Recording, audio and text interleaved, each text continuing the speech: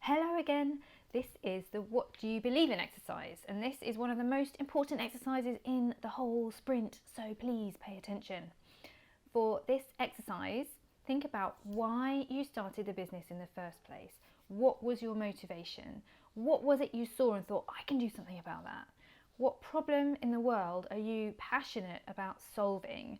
And how does turning up at work every day make you feel? Or if it doesn't make you feel anything, how would you like it to make you feel? What are your values? What is your idealistic version of the future that you are trying to get to, and how does your company contribute to that? What's your point of view? What are you going to take a stand on? This is so important today, and it's so hard for a new brand to get attention anywhere, but particularly on social media, where you'll most likely be telling your story. There's just no space for a vanilla brand. You just won't get noticed. If you do, you won't get remembered.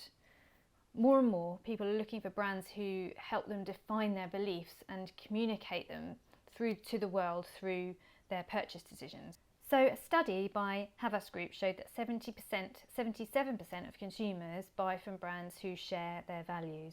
So you as a brand need to decide whose side you are on and what is it you are fighting for. So some good examples of this are Patagonia, as a very obvious one, with a strong point of view that planet over profits is the right way to run a business. Has always been very upfront and outspoken about its point of view.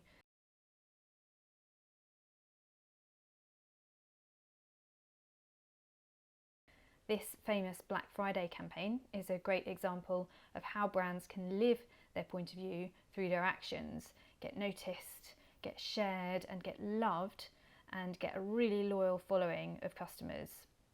So the point of this campaign was not to sell jackets, but to highlight the damage to the planet of people buying too much stuff that doesn't last, which typically happens on Black Friday.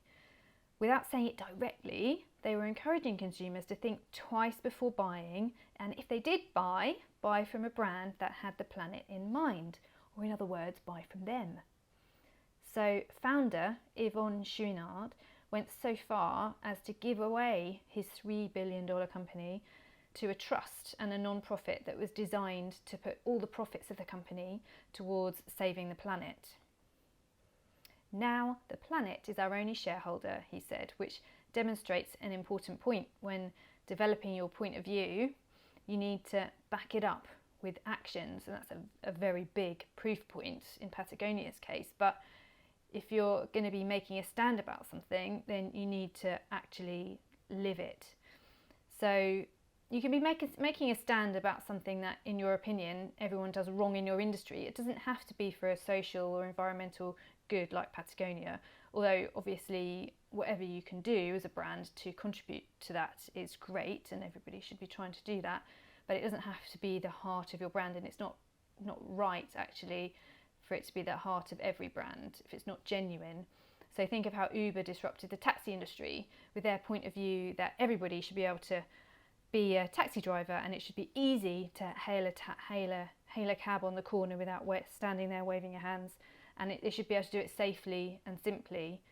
Brewdog is another good example. Love them or hate them, they definitely have a point of view and they definitely get noticed, but in their case they do it through more through language and communications as well as their actions. So the two Scottish founders built their craft beer brand around the idea that beer shouldn't be boring.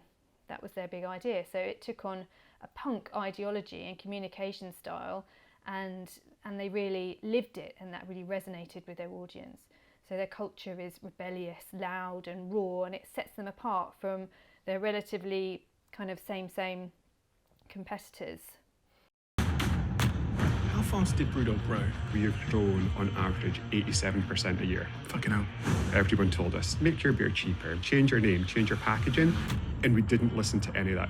How can we get our name out there with no money at all? So we had to do things that were intentionally provocative, and sometimes we can cross that edge as well. The best entrepreneurs have got to find a way to do things differently to how other people are doing things.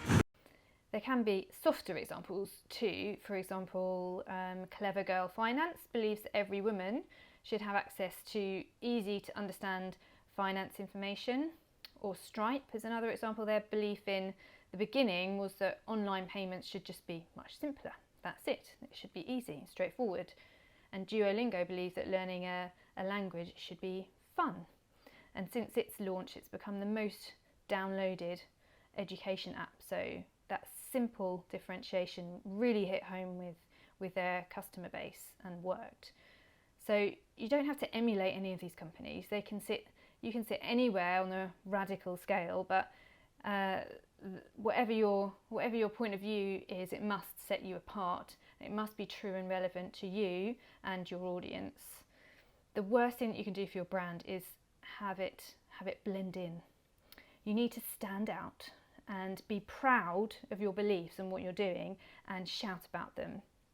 When you've exhausted your ideas, move on to the who is our enemy exercise.